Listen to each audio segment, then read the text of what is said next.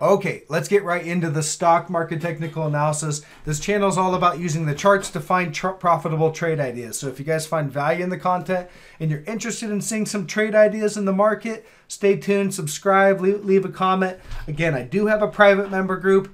It's a link in the description below. I have been in there this morning talking, and that's the easiest way and the quickest way I can communicate with people is through the private member group. It's $5 a month, so $60 a year, pretty affordable. And in general, I'm putting out additional market insight and trade ideas in there. So join up if you're interested. Finally, if you want to learn this as a skill set and not just rely on me putting out videos and giving you guys trade ideas, then take my stock market technical analysis course.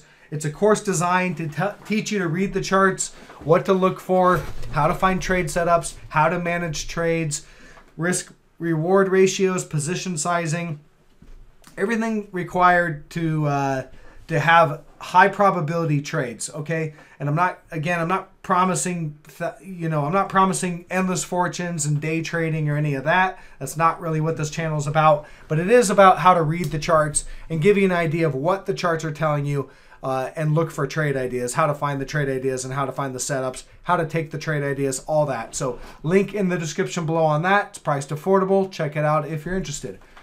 Okay, let's get into it. I'm going to keep it kind of short today. I've been pretty busy so far, beginning of the year. NASDAQ futures, all right, NQ. So we have a trend line to watch.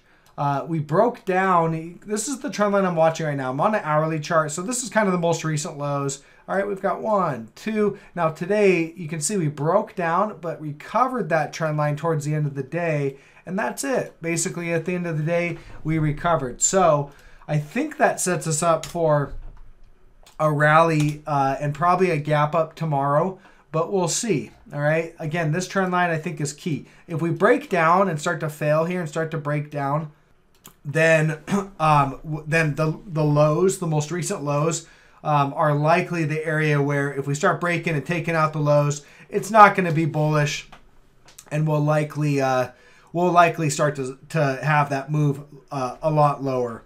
Okay, so if you're going to go long on a rally trade, then I think that your stop should be anywhere. You start getting hourly closes below those lows back on December 28th, then you're probably going to want to stop out, at least in my, from what I'm reading. We do have bullish divergence on the momentum indicators right here. So that still remains. That's not been negated. And you can see that basically each one of these lows going back here, these are divergent lows. So this this bullish divergence here tells me that we're going to rally and we can continue to rally. So you break out, we kind of back tested, but we still have this trend line to watch, which to me seems like the trend line for this rally. So I'm looking for a move up to, at a minimum, back up to this 1180, and then probably all the way up here to 11. It's about 1400, 11,397.50. Let's look at the triple Qs. This is your tech ETF, obviously. And we can look here. All right, so this is a daily chart. Again, your recent lows, and this is kind of a big level, is right in there. It's sitting at about 260. We've got 1, 2, 3 reactions. So far, that has held. We start to approach those lows and start to, get closes down below those.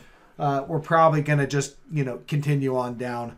And if we get that, and we start to break down, I suspect we're going to head right down to this 238 level. That's your pre-COVID highs right there. That's a decent level of reaction. So again, you start taking out 260 to the downside, you're probably going down to about 238, and that's really all I see on that. However, let's look at the hourly chart. And on the hourly chart, you can see basically same picture. You got this downward channel right here. You have bullish divergence, all right? That's not been negated. That still remains intact. We had a breakout, and we're just really kind of just consolidating and holding this level of support right here at about 263, okay? So as long as that holds, then we have a higher probability to rally because of the divergence in play, because of this downward channel that broke down. or that we basically broke out of, I think we've got a decent chance to rally up to the next level of resistance. Now there's resistance here at 267.40. You can see we've had, let me kind of clean the chart up. There's several reactions that we've had. Here you can see there's some, okay, and then there's more right there. So you get there, that's obviously minor resistance.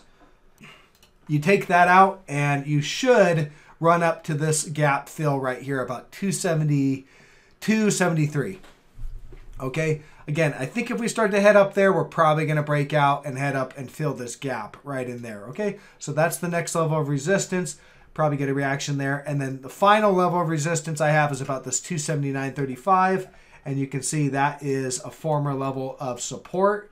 And there's some reactions right in here. So I think that you could, the way I think it's going to go is we're probably going to rally, break out, fill the gap, maybe get a pullback here, and then one final move up to this 279.50, and that's all she wrote. I think that's as high as it's going to go. All right, and then I think at that point I think we roll over, if not sooner. All right, so there's no guarantee we're going to get all the way up to this 279.50. No guarantee of anything really, but if we do rally, I could see it rallying up to there and then failing and heading down to that 238 level for the final, kind of the final move lower before we probably stabilize for a while.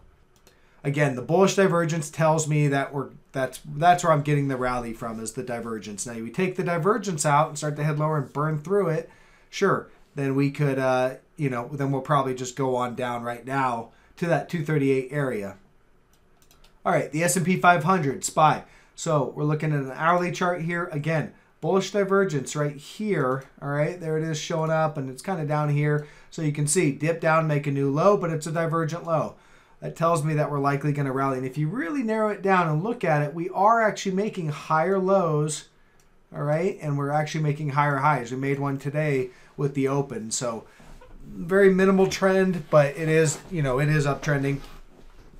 So if we continue to rally, then I think we can run up, fill this gap right here at 390. And there's another gap right up here. I see it right up here. And I think that would be it, all right, for any kind of rally. Would probably be a move up there about 397.86. The 200-day moving average is up there.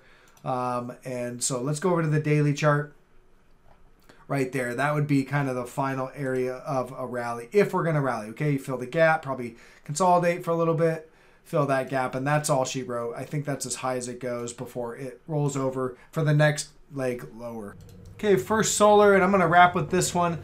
First Solar, if I look at the daily chart, it still looks like we are heading lower, and I still hold out for this target here at 77.59. That's a gap fill, big gap fill back there. So that is where I think we're going to head on down to, but that's a daily chart, and that can take some time. When I go down to the hourly chart, you can see here we do have some bullish divergence that is in play. All right, right here is we made a higher high in momentum on the PPO, and same with the RSI. If I can drag it out, there it is. So the low here, this was a divergent low. Doesn't mean we can't continue that divergence, and that's why you don't just use divergence as a way to go long or short, but it does give you an indication that the conditions are there for a move in any given direction. So this bullish divergence tells me that we could potentially rally here.